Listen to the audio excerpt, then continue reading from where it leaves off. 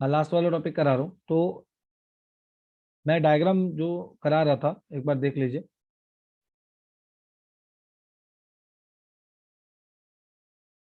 ये टॉपिक था मेरा, ठीक है जी। उसके अलावा ये लाइन थी, ठीक है जी। उसके अलावा ये लाइन थी, ठीक है। उसके अलावा ये वाई एक्सिस है, ये ओरिजिन है। यहाँ आपने एडी दिखाया है जो कि सी प्लस आई है। यहाँ आपने एक्स एक्सिस दिखाया है, ये आपका इनकम है। ये आपका इक्विलिब्रियम है, ये एडी है, एडी कर्व है, ये वाई है, ये 45 डिग्री पर है, ठीक है जी। और ये आपका सी प्लस आई है। क्या है आपका ये आपका है सी प्लस आई, ठीक है। और मैंने सिर्फ इतना बताया था कि ये इक्विलिब्रियम लेवल ऑफ इनकम है। इतनी बात तो मैं बता चुका हूँ सभी को, ठीक है। अब आगे की कहानी क्या है? आगे की कहानी ये है कि यदि एडी का लेवल बढ़ता है, यदि एडी का लेवल बढ़ता है तो ये नया लेवल आएगा एडी 1, जिसे हम लोग बोलते हैं C plus I plus delta I. ये आ जाएगा C plus I plus delta I. इसका मतलब ये है, इसका मतलब ये है, जरा ध्यान से देखो। इक्विलिब्रियम तो यहाँ पे भी था, एडीएस के बराबर है। इक्विलिब्रियम तो यहाँ पे भी एडीएस के बराबर है। लेकिन फर्क क्या है? फर्क ये है कि इन्वेस्टमेंट के बढ़ने से इनकम का लेवल भी पहले से बढ़ चुका है। अब जरा ध्यान से देखिए, क्या ये जो चेंज आया है ये किसका चेंज है? ऐसे समझिए, ये जो चेंज आया है कितना चेंज है? ये डेल्टा आई का चेंज नहीं है। और ये जो चेंज आया है ये किसका चेंज है? ये डेल्टा वाई का चेंज नहीं है। बात समझ में आ रही है नहीं आ रही? इन्वेस्टमेंट इंक्रीज हुई है, इनकम भी इंक्रीज हुई है। और जब इन्वेस्टमेंट और इनकम के ये जो इंक्रीज होने के रेशियो को लिया जाता है, उसी को के कहते हैं। बेटा जी बात समझ में आ रही है? देव, कॉन्सेप्ट क्लियर हुआ नहीं हुआ? इन्वेस्टमेंट के बढ़ने से इनकम भी तो बढ़ रही है। तो कितना मतलब कितना बढ़ रही है? दो दुगना बढ़ दिया, तिगना बढ़ दिया, मतलब 3 गुना बढ़ दिया, 4 गुना बढ़ दिया। उसी को बोलते हैं हम लोग, क्या बोलते हैं उसी को? Investment multiply. अच्छा, ये चीज रिवर्स में भी काम करती है, रिवर्स में भी काम करती है। ये रिवर्स में कैसे काम करती है? इसे बोलते हैं रिवर्स ऑपरेशन। कि यदि कभी ऐसा हो जाए भविष्य में, इन्वेस्टमेंट ऊपर की तरफ जाने का मतलब है, इसका मतलब तो नई इन्वेस्टमेंट को लाना होगा। इसका मतलब तो ये हो गया, ये जो डेल्टा आई आपको दिख रहा है फिलहाल, ये जो डेल्टा आई आपको दिख रहा है, इसका मतलब है इंक्रीज इन इन्वेस्टमेंट। ये तो इन्वेस्टमेंट मैंने बढ़ाई है, लेकिन जरूरी है कि इकोनॉमी में इन्वेस्टमेंट से बढ़ती ही है। इन्वेस्टमेंट कम भी तो हो सकती है, लोग इन्वेस्टमेंट को डिक्रीज भी तो कर सकते हैं। तो मान के चलिए, यदि मैं आपसे ये कहूं कि मान के चलिए इन्वेस्टमेंट जो है इकोनॉमी में डिक्रीज हो गई, क्या हो गई है? डिक्रीज हो गई है। लॉजिक को समझने की कोशिश करिए। इन्वेस्टमेंट इकोनॉमी में क्या हो गई है? डिक्रीज हो गई है। ये आपका अब आ गया AD2, यानी सी प्लस आई तो पहले से ही था, लेकिन लोगों ने कुछ इन्वेस्टमेंट को डिक्रीज कर दिया है। इन्वेस्टमेंट को डिक्रीज करने का क्या मतलब होगा? इन्वेस्टमेंट को डिक्रीज करने का, डिक्रीज इन इन्वेस्टमेंट को आप लोगों को पता होगा, हम लोग डिक्रीज इन इन्वेस्टमेंट को डिसइन्वेस्टमेंट भी कह देते हैं, ठीक है जी। कि मतलब इन्वेस्टमेंट खत्म कर देना। जैसे आपने कोई कंपनी में पैसा फंसा रखा है, किसी फर्म में पैसा फंसा रखा है, किसी मशीन में पैसा फंसा रखा है, आपने उसे बेच दिया, सेल कर दिया, तो यानी क्या कर दिया आपने? इन्वेस्टमेंट को इकोनॉमी में कम कर दिया। तो क्या आपको लगता है उससे कई लोगों का रोजगार चला जाएगा? डेफिनेटली जाएगा। जो लोग उससे काम कर रहे थे, पैसे कमा रहे थे। तो ऐसा नहीं है कि ये इक्विलिब्रियम नहीं है, ये भी इक्विलिब्रियम है। कमाल की बात तो ये है कि इक्विलिब्रियम आप देख रहे हैं, इक्विलिब्रियम जो है वो एक से ज्यादा जगह जो है वो दिखाई दे रहा है। इक्विलिब्रियम जो है वो एक से ज्यादा जगह, ऊपर भी इक्विलिब्रियम था, बीच में भी इक्विलिब्रियम है, नीचे। तो इक्विलिब्रियम जो है वो एक से ज्यादा जगह आ सकता है। इस बात को दिमाग में रख लीजिएगा, या नोट बना के साइड में लिख लीजिएगा कि इक्विलिब्रियम कैन बी अटेन, या equilibrium level of income can be attain more than more than one more than 1 points, ठीक है जी। More than 1 point. एक से ज्यादा जगह पे भी इक्विलिब्रियम लेवल ऑफ इनकम को अटेन किया। भाई ये भी इक्विलिब्रियम लेवल ऑफ इनकम है y1, y भी है, और अब मैं y2 बनाने जा रहा हूँ, ये भी इक्विलिब्रियम लेवल ऑफ इनकम, ये लो बन गया। बात समझ में आ रही है? ये भी इक्विलिब्रियम लेवल ऑफ इनकम है, ये सब इक्विलिब्रियम लेवल ऑफ इनकम ही है। लेकिन फर्क क्या है? फर्क ये है, यहाँ पर जो था हमने इन्वेस्टमेंट को बढ़ाया था जिससे इनकम बढ़ गई। समझ में आया? इन्वेस्टमेंट को बढ़ाया, ऐसे समझिए, इन्वेस्टमेंट को बढ़ाया जिससे कि इनकम भी पहले से बढ़ गई। लॉजिक समझ में आ रहा है? नहीं आ रहा? अच्छा, यहाँ क्या हुआ है, यहाँ हमने इन्वेस्टमेंट को पहले से कम कर दिया है, नीचे ले आए हैं, जिससे कि इनकम भी क्या हो गई है, इकोनॉमी में कई गुना कम हो गई है। इनकम भी लोगों की क्या हो गई है, कम हो गई है। और ये जो डिक्रीज डिक्रीज की रेशियो को यदि आप डिवाइड करेंगे तो भी के आएगा। ऐसा थोड़ी है कि के, क्योंकि के का मतलब क्या है आप ये समझिए, लॉजिकली के का मतलब समझिए, के क्या है। अगर मैं के का मतलब, तो के is the ratio of change in income upon change in investment. ये चीज समझ में आ रही है? तो ये जरूरी थोड़ी है कि ये बढ़ता ही है, ये बढ़ भी सकता है। अगर ये बढ़ेगा तो ये भी बढ़े, ये तो ये भी बढ़ेगा। और अगर बेटा ये घटेगा ना, ये भी घटेगा, इन्वेस्टमेंट घटेगा, तो इनकम भी घटेगा ही घटेगा। बात समझ में आ रही है नहीं आ रही? तो ये चीज समझनी है आप लोगों को। लॉजिक समझ में आ रहा है कि अगर इन्वेस्टमेंट बढ़ेगी तो ऊपर इनकम भी बढ़ेगी, इन्वेस्टमेंट नीचे कम हो गई तो इनकम भी ऊपर जो है वो कम हो जाएगी। लॉजिक क्लियर है भाई जी? अगर लॉजिक क्लियर है तो फटाफट से ए फॉर एप्पल टाइप करिए, जल्दी से, जल्दी से टाइप कर दीजिए, हरी अप।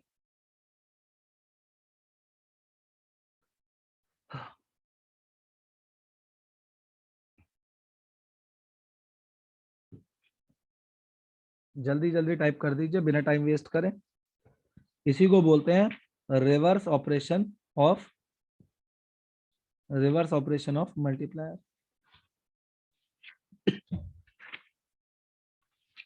ठीक है,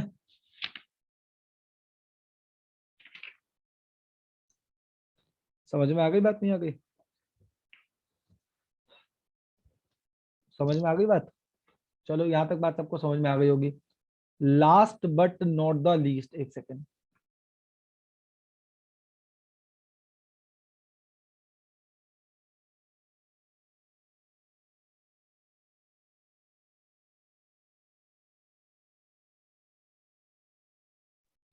हाँ जी, तो अब जो है, तो अब जो है लास्ट चीज कराने जा रहा हूँ, इसके बाद जो है फिर क्लास खत्म करेंगे। लास्ट चीज इंपॉर्टेंट क्या है वो ये है, जरा ध्यान से देखिएगा, कि जब भी हम लोग कोई डायग्राम बनाते हैं, वो वही डायग्राम जो हमने पहले अभी बनाया, पीछे बनाया, जब भी हम लोग कोई डायग्राम बनाते हैं ऐसे समझिए, तो हम लोगों ने ये एक चीज सीखी बहुत प्यारी, वो क्या थी, एक बहुत अच्छी चीज हम लोग सीख सीख रहे थे। वो चीज एक ये थी कि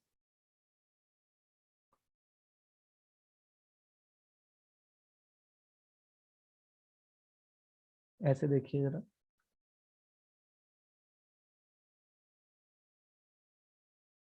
ये 45 डिग्री हो गया। ये लास्ट ही कॉन्सेप्ट करा रहा हूँ बस, इसका खत्म, चैप्टर भी खत्म ये वाला। और इसके नोट्स जो है आप लोगों को मिल जाएंगे, नोट्स अपडेट कर लीजिएगा। नोट्स आपको 5 बजे के बाद मिल जाएंगे, आप देख लीजिएगा। ठीक है जी, C+I, और ये आपकी क्या है, इनकम है। ठीक है, अभी मैं आपसे ये कहूँ बेटा कि ये आपका क्या है, ये आपका एडी है, ये आपका क्या है, एडी है। और ये आपका क्या है, ये आपका ई है। ई का मतलब वही इक्विलिब्रियम है, जहाँ एडीएस के बराबर है। मैं आपसे ये कह रहा था कि जहां ये दोनों चीजें इंटरसेक्ट होती हैं, वहां से अपने को इक्विलिब्रियम लेवल ऑफ इनकम मिल जाता है। मिल जाता है नहीं मिल जाता है, इक्विलिब्रियम लेवल ऑफ इनकम मिल जाता है।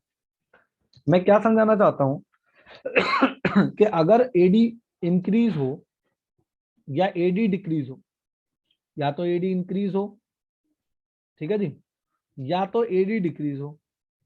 भाई एडी इंक्रीज या डिक्रीज कुछ तो होगा। अगर एडी इंक्रीज या डिक्रीज होता है तो क्या हम लोगों को इक्विलिब्रियम नहीं मिलता?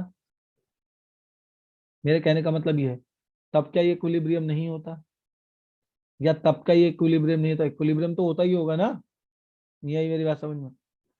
इक्विलिब्रियम तो होता ही होगा ना हर जगह भाई, यहाँ पर आप कहीं भी देख लो, हर जगह एडीएस को काट रहा है, यहाँ पे भी काट रहा है, यहाँ पे भी काट रहा है, हर जगह काट रहा है, नहीं काट रहा। लेकिन और जो नीचे निकल के आ रहे हैं इनकम के लेवल, जो नीचे डिटरमाइन होके आ रहे हैं, हर किसी को आप इक्विलिब्रियम लेवल ऑफ इनकम भी बोल रहे हो, ऐसी भी मनाही नहीं है कि आपने किसी को इक्विलिब्रियम लेवल ऑफ इनकम होने से मना कर दिया हो। बताओ, मना कर दिया क्या आपने कि ये इक्विलिब्रियम लेवल ऑफ इनकम नहीं है, या वो इक्विलिब्रियम लेवल ऑफ इनकम नहीं है? आपने बोला ये भी इक्विलिब्रियम लेवल ऑफ इनकम है, ये भी हर कोई इक्विलिब्रियम लेवल ऑफ इनकम है आपकी नजरों में। लेकिन मेरा जो पॉइंट है वो ये है, आपको ये तो पता ही होगा, हम यहाँ पे इनकम के साथ साथ एम्प्लॉयमेंट और आउटपुट दोनों रखते हैं। ये भी आप याद है, नहीं याद है? एक्स एक्सिस पे इनकम मान लो, एम्प्लॉयमेंट मान लो, या आउटपुट मान लो, मैंने बताया था कई बार। तो मेरे कहने का मतलब ये है कि आपको इक्विलिब्रियम लेवल ऑफ इनकम हर जगह मिल सकता है। इक्विलिब्रियम लेवल ऑफ इनकम ये भी है, ये भी है इक्विलिब्रियम लेवल ऑफ इनकम, ये भी इक्विलिब्रियम लेवल ऑफ इनकम है, ये भी इक्विलिब्रियम लेवल ऑफ इनकम है। लेकिन आपको क्या पूरी एक्सिस पे फुल एम्प्लॉयमेंट, ये जो एम्प्लॉयमेंट है, फुल एम्प्लॉयमेंट क्या हर जगह मिलेगा? फुल एम्प्लॉयमेंट का मतलब क्या होता है? What do you mean by full employment? Full employment का मतलब है कि यदि आपके यहाँ पे 100 लोग ऐसे हैं, 100 पीपल, यदि आपके यहाँ पे ऐसे 100% ऐसे हैं जो काम करना चाहते हैं, यदि उन्हें काम मिल जाता है, तो आप बोलते हैं कि नहीं जी हमारे देश में फुल एम्प्लॉयमेंट है। तो आपके यहाँ पे तो मान लो कि चलो यहाँ पे मैंने 100 लिखा हुआ है, यहाँ 200 लिखा हुआ है, यहाँ 300 लिखा हुआ है, यहाँ 400 लिखा हुआ है, मैंने तो अलग अलग लेवल बना रखे हैं। भाई स्केल है ना एक्स एक्सिस, एक्स एक्सिस एक स्केल है, 0, 10, 100, 20, फिर इस तरीके से 100, 200, 300 वो बढ़ता जा रहा है। तो आपके यहाँ पे जो पॉपुलेशन है वो एक सर्टेन अमाउंट होगी ना पॉपुलेशन की काम करने की, नहीं? तो अगर मैं मान लेता हूँ, मान तो कुछ भी सकते हैं, मैं मान लेता हूँ कि यदि मान के चलिए कि हमारे यहाँ पर 200 ऐसे लोग हैं, 200 ऐसे लोग हैं जो काम करना चाहते हैं, 200 ऐसे लोग हैं जो काम करना चाहते हैं, तो ऐसी कंडीशन में हमारा जो ये वाला जो एडी होगा बीच वाला, ये क्या लेके आएगा? ये फुल एम्प्लॉयमेंट लेके आएगा। मतलब हमें कौन से एडी की जरूरत है? हमें एडी की जरूरत है बीच वाले एडी की, ना हमें ऊपर वाले एडी की जरूरत है, ना हमें नीचे वाले। क्यों? हमें तो उसी एडी की जरूरत है। हमें हमें इकोनॉमी में सिर्फ डिमांड का लेवल उतना चाहिए, ठीक है? और हमें डिमांड का, देखो ऐसा नहीं है, हमें डिमांड का लेवल सिर्फ उतना चाहिए जिससे कि देश में फुल एम्प्लॉयमेंट हो। अगर गलती से डिमांड ज्यादा हो जाती है सप्लाई से, अगर डिमांड ज्यादा हो जाती है सप्लाई से, तो एक्सेस डिमांड हो जाता है, एम्प्लॉयमेंट बढ़ने लग जाता है, हमको वो भी नहीं चाहिए। और अगर मान के चलिए कि डिमांड का लेवल कम हो जाए तो डेफिसिट डिमांड हो जाता है, एम्प्लॉयमेंट के। हमें इनमें से कोई सिचुएशन नहीं चाहिए, ना अपने को ये चाहिए ना अपने को ये चाहिए, अपने को कोई नहीं चाहिए। अपने को तो ऐसी सिचुएशन चाहिए जहां पर एडीएस के बराबर हो और वहां पे इकोनॉमी में फुल एम्प्लॉयमेंट भी जनरेट हो रहा हो। समझ में आ रहा है? फुल एम्प्लॉयमेंट भी जनरेट हो रहा हो। तो यदि मान के चलिए अपनी इकोनॉमी में 200 लोग रहते हैं और 200 के 200 लोगों को काम धंधा रोजगार मिल रहा है, कौन से वाले से? बीच वाले एडी से। तो अगर गलती से आपका एडी ऊपर चला गया, ये नया वाला एडी 1 हो गया, तो बताइए ये जो गैप होगा इसे क्या बोलेंगे? ये गैप क्या लेके आएगा? ये गैप आपका ओवर एम्प्लॉयमेंट लेके आएगा। आएगा या नहीं आएगा? और यदि आपका एडी का डिमांड इकोनॉमी में कम हो गई, तो ये अंडर एम्प्लॉयमेंट लेके आएगा। ये बात 100% तय है, इसमें कोई भी वो नहीं है, दो राय नहीं। समझ में आ गया? जितनी डिमांड आपकी इकोनॉमी में है, मतलब मान के चलिए आपकी इकोनॉमी में 200 लोग रहते हैं, आपकी इकोनॉमी में लेबर फोर्स कितने की है? आपकी इकोनॉमी में जो लेबर फोर्स है, आपकी इकोनॉमी में जो लेबर फोर्स है वो 200 है, 200 लोगों की लेबर फोर्स है। समझिएगा, 200 लोगों की लेबर फोर्स है। और आपको डिमांड उतनी चाहिए कि ये सारे बंदे जो हैं, ये सारे के सारे क्या हो जाएं? एम्प्लॉयड हो जाए। सारे के सारे क्या हो जाए? एम्प्लॉयड हो जाए। तो हमें वही एडी बराबर ए एस चाहिए। एडी बराबर ए एस तो कई जगह है, एडी बराबर ए एस तो कई जगह है, लेकिन हमें वो वाला एडी एस के बराबर चाहिए जहां पे क्या हो? देश में क्या हो जाए? फुल एम्प्लॉयमेंट मिल जाए, देश में सभी लोग जो हैं वो फुल एम्प्लॉयड हो जाए। समझ में आ रहा है नहीं आ रहा? बात क्लियर है? लेकिन यदि मान के चलिए डिमांड का लेवल इतना बढ़ जाए, डिमांड का लेवल मान के चलो कि 200 लोग जो हैं, 200 लोग 200 यूनिट्स बना रहे हैं, सप्लाई जो हो रही है वो 200 यूनिट्स की हो रही है, लेकिन डिमांड जो है वो 300 यूनिट की आने लग जाए इकोनॉमी में। अब बताइए क्या करेंगे? अब मान लो हर बंदा 1 यूनिट बना रहा है, मैं कहता हूँ मान लो 1 पर्सन, एक पर्सन जो है वो सिर्फ 1 ही यूनिट बना रहा है, तो बताओ 200 लोग कितने यूनिट बनाएंगे? 200 यूनिट बनाएंगे, लेकिन डिमांड मान लो 300 यूनिट की आ रही है। और उसका सिंपल रीजन यही है, सिंपल रीजन क्या है? रीजन सिर्फ एक ही है, high cash in economy, high cash availability, high cash availability. ज्यादा कैश अवेलेबल होता है तो लोगों को खर्च करने की एक तरीके से मान के चलिए खुजली होगी कि भैया हमें तो खर्च करना है, हमें तो भैया नया फ्लैट चाहिए, नई गाड़ी चाहिए, नया चाहे होंगे पहले भी, लेकिन नहीं हमें तो ये भी चाहिए, ये भी चाहिए। कुछ नहीं तो खाली बैठे पुराने घर को ही रिनोवेट कराते रहो, जरूरत नहीं है लेकिन फिर भी रिनोवेट करा रहे। तो लोग खर्च करते हैं, लोगों के पास पैसा होगा तो वो रोकेंगे नहीं। बात समझ में आ रही है नहीं आ रही? कुछ ना कुछ करते रहते हैं। तो ऐसी कंडीशन में जो है इकोनॉमी में एक्सेस डिमांड क्रिएट हो जाएगा, एक्सेस डिमांड क्रिएट हो जाएगा। एक्सेस डिमांड क्रिएट होने का मतलब है देश में एक्सेस एम्प्लॉयमेंट क्रिएट हो जाएगा। एक्सेस एम्प्लॉयमेंट बेशक क्रिएट हो जाए, लेकिन मान के चलो जॉब अपॉर्चुनिटीज तो निकल आई। हमें तो 300 यूनिट बनानी है तो 300 जॉब अपॉर्चुनिटी निकल आई, लेकिन आप फिल तो 200 को ही कर सकते हो। आपके देश में ही 200 लोग रहते हैं तो 200 ही तो फिल कर सकते हो। बाकी 100 लोग क्या चांद से उतार के लेके आओगे? नहीं आई मेरी बात समझ में? तो सिर्फ जॉब अपॉर्चुनिटी बढ़ा सकते हो, मतलब कि भाई पोस्ट खाली है, लेकिन उनको भर नहीं सकते। क्यों? उनको भरने के लिए जो लोग चाहिए, काम करने के लिए जो इनपुट चाहिए, वो कहाँ से बढ़ाओगे? बात समझ में आ गई? और ऐसे में सिर्फ एक चीज बढ़ती है, वो होता है प्राइस। तो ऐसे में सिर्फ क्या होता है, चीजें महंगी होने लगती हैं। क्यों बचेंगे? क्यों? भाई एक बात का जवाब दो। सप्लाई 200 यूनिट की है, डिमांड 300 यूनिट की है, लोग 300 यूनिट तक खरीदना चाहते हैं, बनेंगी सिर्फ 200 यूनिट। तो 200 यूनिट किनको बेची जाएंगी? जो अच्छा प्राइस पे करेंगे, ऑटोमेटिकली प्राइस बढ़ जाएगा। अरे ये तो माइक्रो का ही नियम है, जब डिमांड सप्लाई से ज्यादा होती है तो प्राइस बढ़ जाते हैं। नहीं आया? अच्छा, ये किसी एक बच्चे ने फिर एंट्री करी है, जरा बता दीजिए कौन है भाई ये? और एक कोई महानुभाव मेरी क्लास में 7068 से भी है, 7068 से। आप अपना नाम चेंज करके आइए क्लास में, आप अपना नाम चेंज करके आइए 7068 से, जो भी है वेटिंग रूम में डाल दिया आपको। ठीक है जी। और क्लास में अगर कभी भी एंट्री करते हो, किसी बच्चे ने अभी क्लास में एंट्री करी हुई है, जिसने लेट एंट्री करी, बता दिया करो कि कौन है, अटेंडेंस लग जाएगी। ठीक है, ये बात समझ में आ गई? और अगर मैं आपसे ये कहूँ, दूसरी सिचुएशन ये हो सकती है कि मान के चलो डिमांड से जो है, मान लो सप्लाई है 200 यूनिट की, मान लो सप्लाई है 200 यूनिट की, और डिमांड जो आ रही है वो सिर्फ मान के चलो 100 यूनिट की ही आ रही है। कारण, रीजन क्या है? रीजन क्या है? Less cash availability, less cash availability. लोगों के पास पैसा नहीं है। लोगों के पास पैसा नहीं है खर्च करने के लिए। कहाँ से खर्च करेंगे? डिमांड कम आ रही है।